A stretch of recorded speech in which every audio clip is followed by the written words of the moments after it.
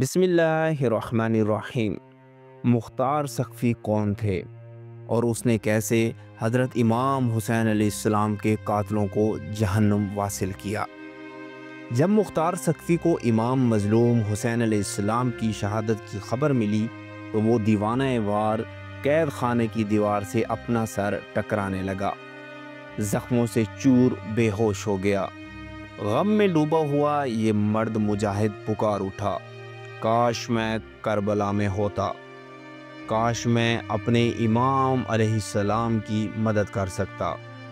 اسی لمحے مختار نے دل میں یہ عہد کر لیا تھا کہ جس دن بھی قید سے رہا ہوا، خدا کی قسم میں ایک ایک قاتل حسین کو جہنم واصل کروں گا، ایسا انتقام لوں گا کہ لوگ بخت نصر کا قہر بھول جائیں گے۔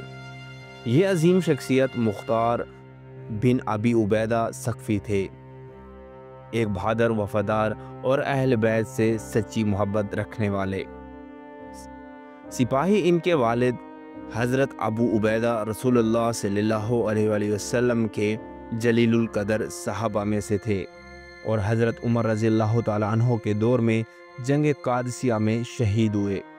مختار کا تعلق بنو ثقیف قبیلے سے تھا۔ کہتے ہیں امام علیہ السلام نے ایک بار مختار کو اپنی زانوں پر بٹھایا اور فرمایا، تم کیس ہو۔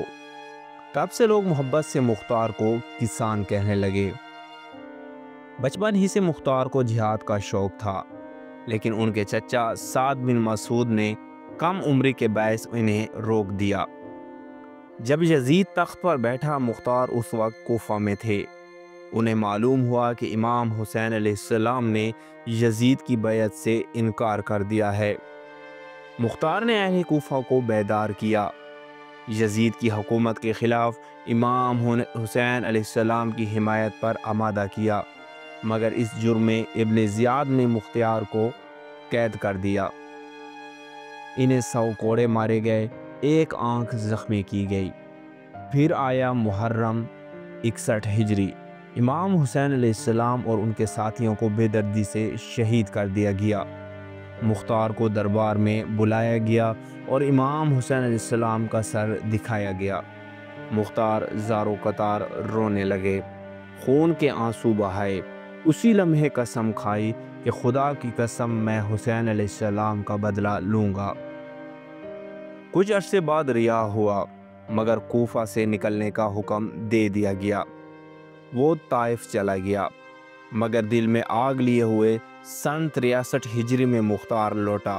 اپنے پرانے دوست ابراہیم بن مالک اشتر کو ساتھ ملایا، جو حضرت علی رضی اللہ تعالیٰ عنہ کے وفادار ساتھی تھے۔ مالک اشتر کا بیٹا تھا۔ اجمیوں، والیوں اور اہل بیت کے شیعوں نے مختار کا ساتھ دیا۔ کچھ ہی عرصے میں مختار کی فوج بن گئی اور پھر مختار نے اللہ کے حضور دعا کی، اے رب، مجھے تب تک موت نہ آئے جب تک میں قاتلین حسین کو ختم نہ کر دوں۔ سن 66 ہجری میں مختار نے اعلان کیا، میں امام حسین علیہ السلام کا بدلہ لینے آیا ہوں۔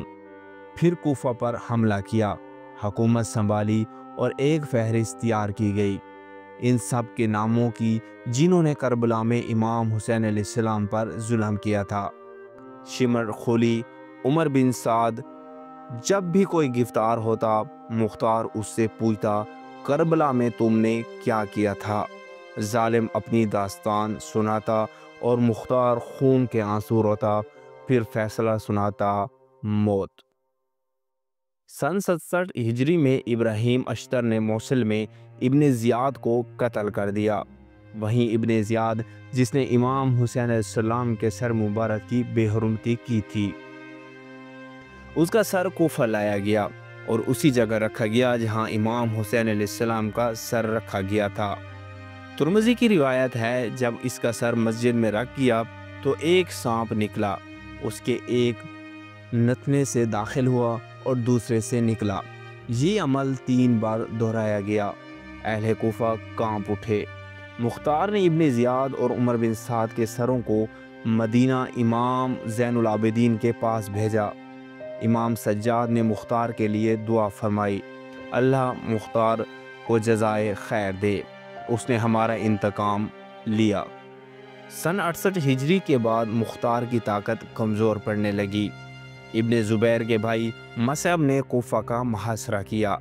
اس آخری لمحے میں مختار نے غسل کیا، خوشبو لگائی، نماز ادا کی اور رب سے شکر ادا کیا، یا اللہ تو نے مجھے مہلت دی کہ میں قاتلین حسین رضی اللہ تعالیٰ عنہ کا بدلہ لے سکوں۔